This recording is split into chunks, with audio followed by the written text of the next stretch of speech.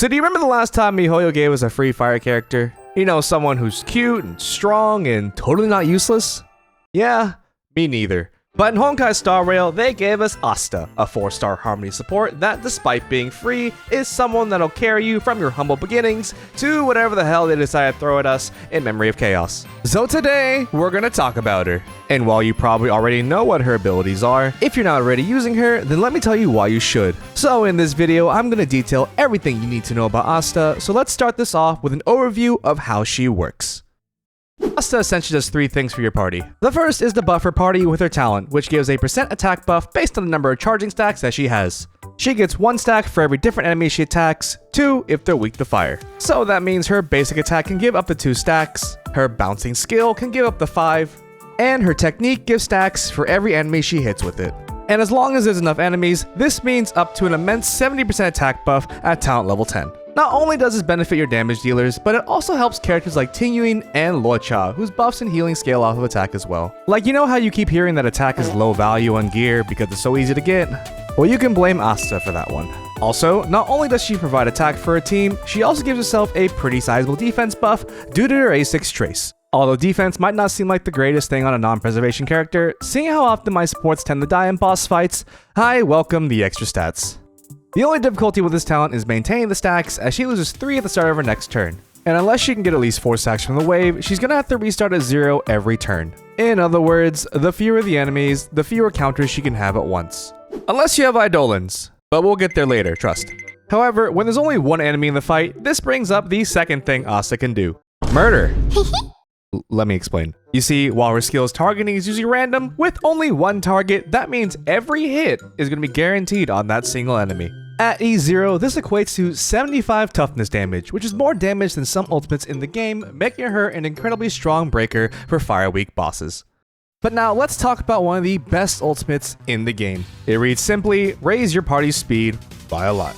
In Honkai, speed is one of the most important stats in the game, as it not only affects how you stack up against the enemies, but also how you rotate with your team, and even how you gear them. For example, someone like Jing Yuan, who needs a lot of speed to outpace his talent, can really use Asta's ult to achieve his optimal rotations. Or if you're having trouble getting the maximum bonus for the Lightcone in the night, or if you're trying to hit the hilariously high speed requirement for Kingdom of Banditry, you can simply time the activation for when you need the bonus stats. Or for the maximum benefit, you can also just pop her ultimate at the very beginning of the fight, or during the turn of your slowest character.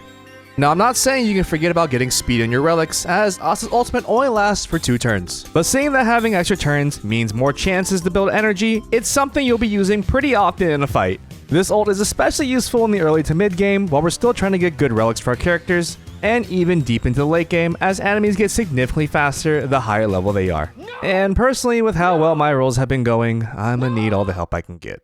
However, there is a small problem with Asta's kit that I need to mention.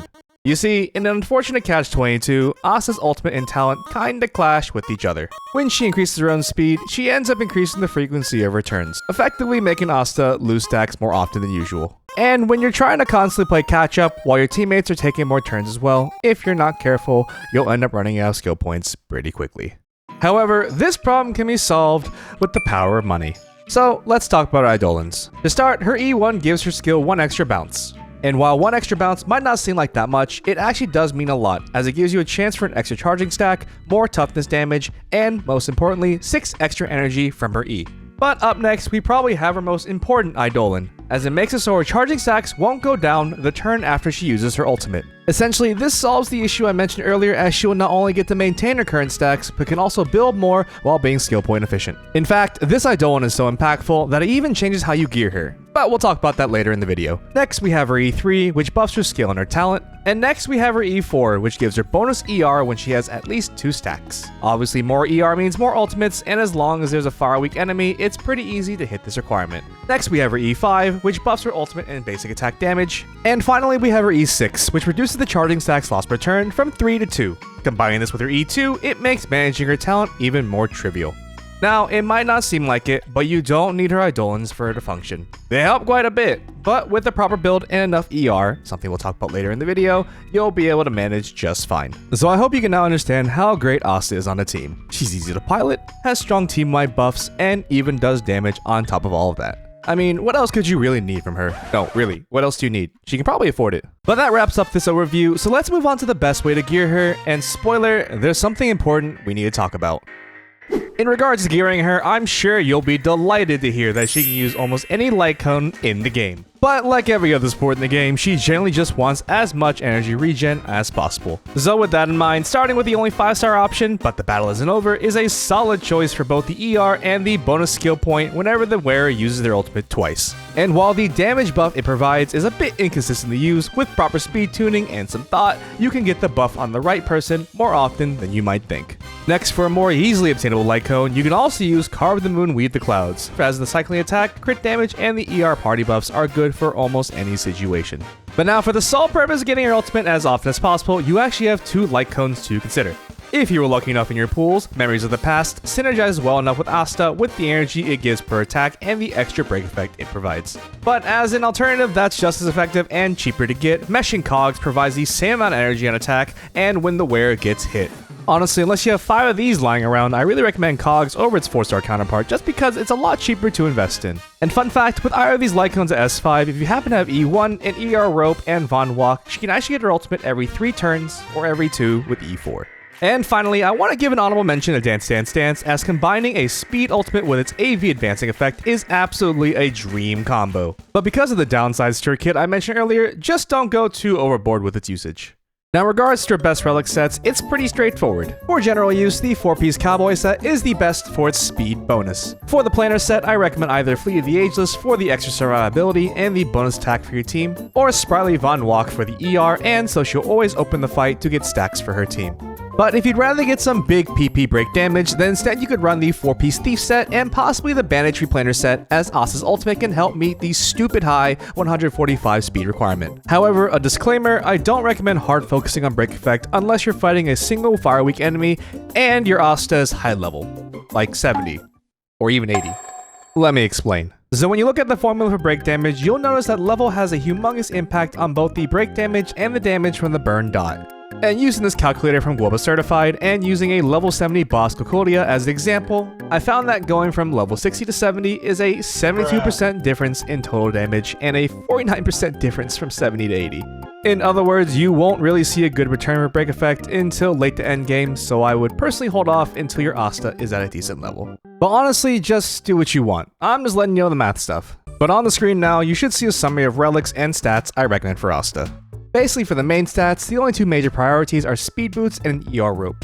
For the body and sphere, it's honestly up to you, but I personally recommend aiming for survivability. For substats, if you have at least E2, then you should prioritize speed the most, otherwise just look for HP, defense, and break effect. We want to try to get just enough speed for the planar stats requirement, but anything past that will just make your life harder without eidolons. Now, I mention this because it's the correct way of thinking about it. But if you want my honest personal opinion, you're going to get Asta dupes eventually, so as long as she's just not straight up outpacing the rest of your party, speed substats should be okay. Anyways, come back to this part of the video if you need a reference for relics, but now I want to move on and talk about how to build a team for Asta. So you know how every team should have at least one defensive support and a main DPS? Well, you see those last 2 open slots? She goes into one of those. Asta is a very flexible offensive support, and as long as your team members like attack and speed buffs, she'll fit just fine. While that seems like almost every character in the game, there are some that wouldn't work with Asta. Like Clara, who would rather have her turns be delayed as long as possible, as most of her damage comes from countering enemies while her ultimate is active. Or someone like Bronya, who needs to go after your damage dealer and can risk being desynced from your team due to Asta's ultimate. But for a good example of characters she does work well with, we have the whole entire Hunt archetype. Zayde, for instance, can take full advantage of Asta's attack buff, as she can take up to 4 turns before Asta has to refresh her stacks. And Sushang, who does the most damage with her skill when an enemy's weakness broken, not only gets more turns to attack during that short period, but also appreciates the extra help from Asta's own weakness breaking efficiency.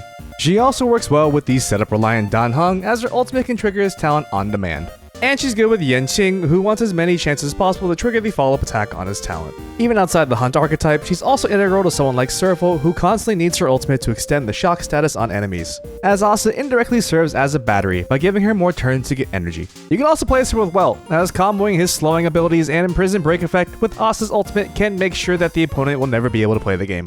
For that reason, he's actually one of my personal favorites to pair with Asta, even though I don't own him because the game hates me. But now, for that last slot on the team, it's really up to you. It can be another support, or a sub DPS that can take advantage of Asta's buffs as well. For example, Tingyuin is a solid choice as her own skill scales off both her and her allies' attack. Or you can even use Pela, equipped with the Sweaty Man Lightcone, for its defense shredding effect, increasing not only your DPS's damage, but Asta's break damage too.